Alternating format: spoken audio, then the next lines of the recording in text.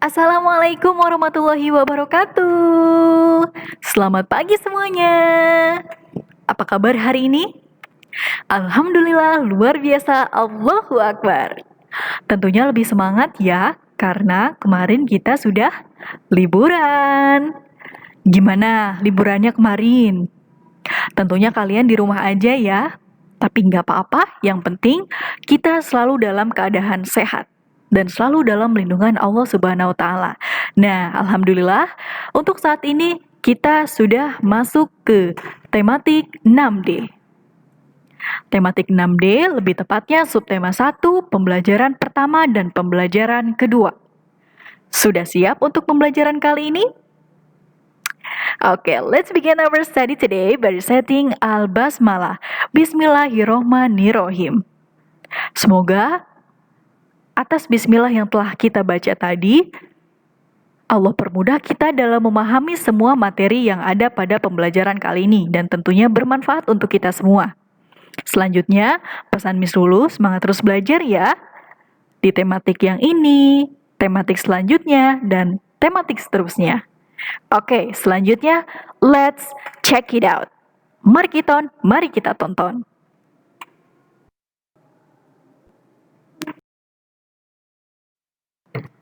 Nah, kita masuk ke kompetensi dasar pertama, yaitu menganalisis posisi dan peran Indonesia dalam kerjasama di bidang ekonomi, politik, sosial budaya, teknologi, dan pendidikan dalam lingkungan ASEAN. Tentunya ini berkaitan dengan globalisasi ya. By the way, ngomong-ngomong globalisasi, pernahkah kalian mendengar tentang kata globalisasi sebelumnya? Pernah dong, udah nggak asing lagi ya. Tapi apakah kalian tahu apa itu globalisasi? Check it out.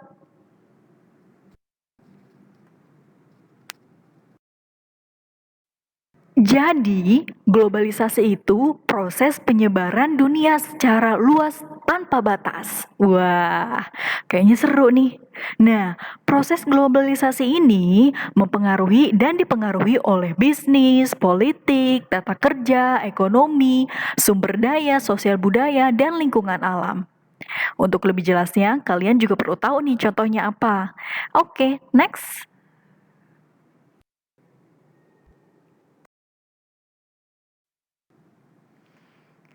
Oke, di sini Miss Lulu akan kasih contoh sama kalian. Contoh globalisasi di bidang iptek. Apa itu iptek? Ya, betul sekali, ilmu pengetahuan dan teknologi. Contohnya apa saja? Adanya pesawat terbang, munculnya alat komunikasi canggih seperti handphone, laptop, internet, selanjutnya layanan transportasi online, jual beli online, dan lain sebagainya. Nah, perlu kalian ingat lagi, tadi globalisasi apa pengertiannya? Ya, proses persebaran dunia tanpa batas. Nah, ini adalah gambar pesawat, jadi maksudnya pesawat ini bisa mengantarkan kita ke keliling dunia manapun yang kita mau, ya. Jadi tentunya pesawat berpengaruh besar dong terhadap globalisasi. Selanjutnya adalah gadget, handphone, laptop, dan internet. Nah, tentunya kehidupan kita sehari-hari banyak sekali tergantung dengan internet ini ya. Laptop, handphone, dan lain sebagainya. Tujuannya untuk apa? Mencari informasi, mendapatkan informasi, atau memberi informasi. Kita bisa mengetahui informasi yang berada di luar negeri hanya dengan menggerakkan jari kita saja. Karena saat ini segala macam informasi hanya ada dalam genggaman kita, yaitu kita bisa mengetahui tentang informasi di Korea misalnya, atau informasi di Inggris misalnya hanya menggunakan telepon saja, telepon yang terhubung dengan internet, seperti itu kurang lebih ya. Tentunya ini juga sangat berpengaruh besar terhadap globalisasi. Selanjutnya adalah online shop. Nah, kalian pasti sudah sering menggunakan ya online shop ini untuk mencukupi kebutuhan kalian sehari-hari. Online shop ini kita tidak hanya bisa membeli barang dalam negeri. Artinya kita bisa membeli barang yang berada di luar negeri dengan menggunakan online shop ya. Tentunya kalau kalian mau sesuatu produk dari luar negeri, kalian tidak perlu jauh-jauh ke luar negeri tersebut, ke daerah penghasil produk tersebut. Kalian cukup menggunakan online shop ya. Selanjutnya,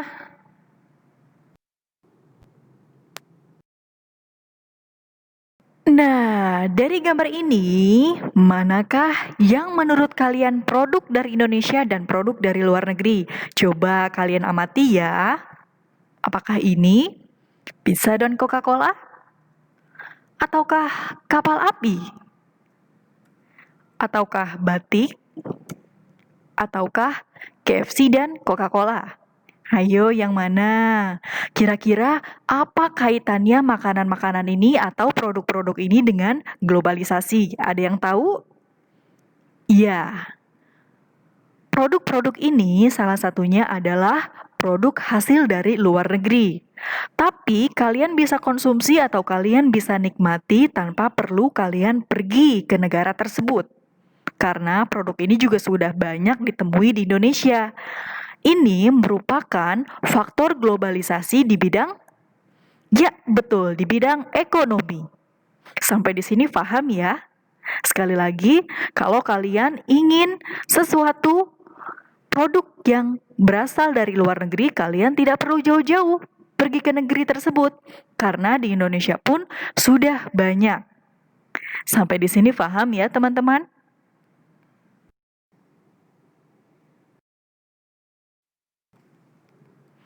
Oke, gambar apakah ini? Ya, betul. Ini adalah gadget. Coba kalian pikirkan, kalian perhatikan, apakah peranan penting gadget dalam proses globalisasi? Tentunya sangat berperan penting ya teman-teman. Tadi, sebagian Miss Lulu sudah jelaskan kepada kalian seberapa berpengaruhnya gadget terhadap proses globalisasi ini.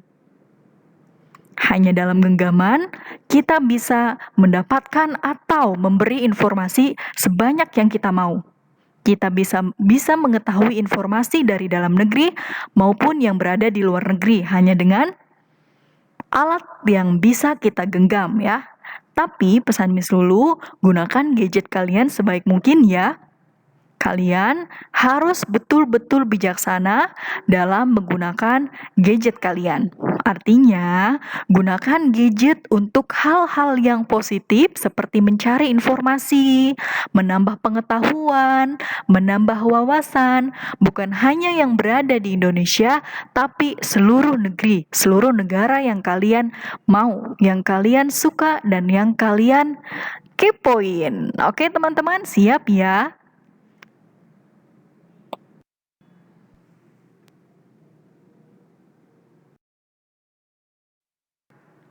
Selanjutnya adalah pentingnya Indonesia mengglobal. Nah, Indonesia juga perlu mengglobal ya, agar tidak kalah saing dengan negara-negara lain dan agar tetap eksis dan dikenal oleh negara-negara lain.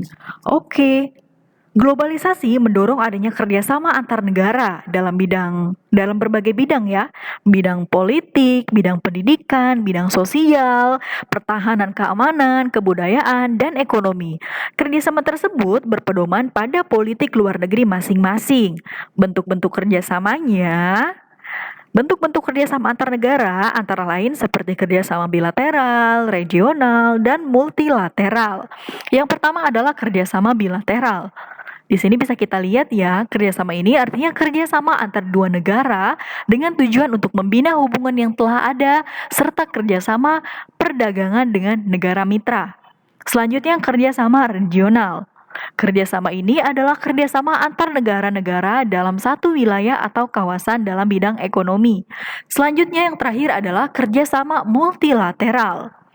Kerjasama ini adalah bentuk kerjasama antara beberapa negara. Sampai di sini bisa kalian bedakan ya.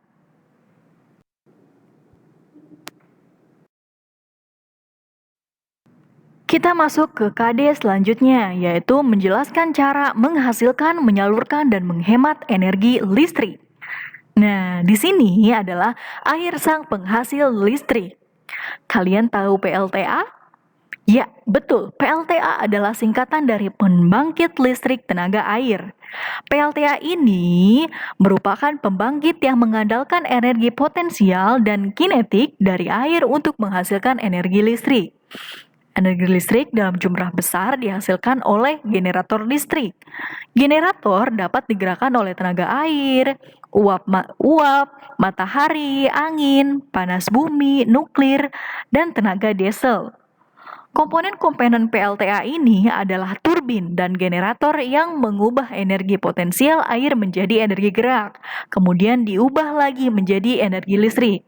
Nah, ini adalah sedikit gambaran atau contoh tentang pembangkit listrik tenaga air, dan di sebelah kanan ada contoh dari atau gambar dari generator ya. Bisa kalian lihat di buku kalian pada halaman 11. Halaman 11 sampai halaman 13.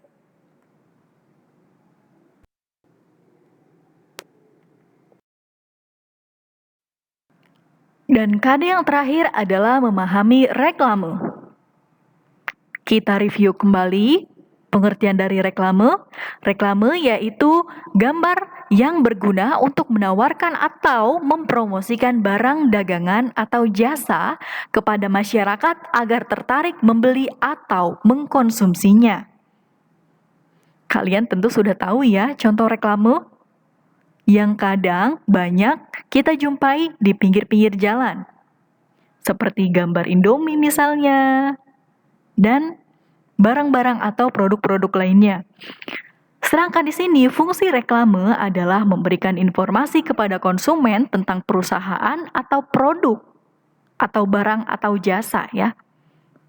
Selanjutnya, mempengaruhi atau membujuk konsumen sehingga mereka ingin melakukan pembelian, menciptakan kesan tertentu tentang jasa atau barang yang ditawarkan, memberikan kepuasan tertentu sesuai dengan keinginan konsumen, merupakan alat komunikasi antara penjual dan calon pembeli. Jadi, dengan melihat reklame ini, kita mendapatkan informasi tentang barang yang akan kita beli. Memberikan banyak informasi dan bentuknya tentunya menarik ya, agar menarik para calon pembeli atau konsumen. Sampai di sini paham ya, teman-teman? Kalian tentunya bisa melihat contoh dari reklame pada halaman ke-19.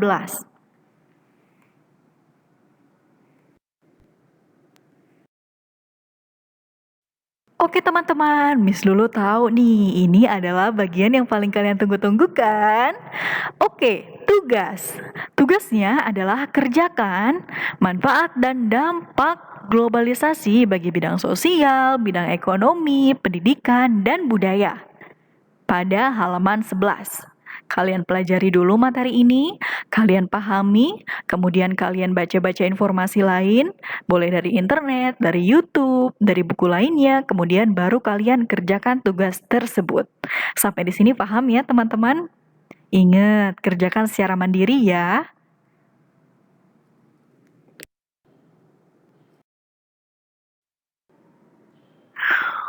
Oke teman-teman, sampai di sini dulu ya pembelajaran kali ini.